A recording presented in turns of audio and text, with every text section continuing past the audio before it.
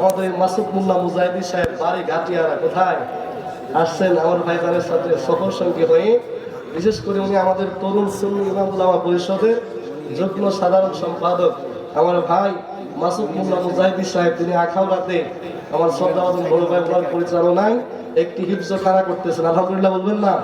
সেই হিফজখানা আখাউড়াতে আমাদের চলমান রয়েছে।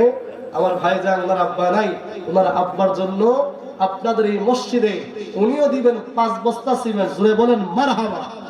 রব্বুল আলামিন আল্লাহ আমার ভাই হাফেজ মাসুদ মোল্লা মুজাহিদি সাহেব আল্লাহ মেহেরবানি করে ওনার দান কবুল করে নেন।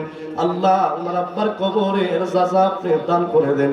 আল্লাহ বাবার কবরটারে জান্নাতের বাগান বানিয়ে দেন। রব্বুল আলামিন আলেম সন্তান আয় আল্লাহ সাদকা জারিয়া বাবার জন্য করে যাচ্ছেন এই ডলগরিয়ার আল্লাহ আল মসজিদের ভিতরে। আল্লাহ আমার ভাইয়ের ব্যবসা বাণিজ্য বরকত দান করেন। আল্লাহ ইখলাসের সাথে মাদ্রাসা করার খেয়াল করেন।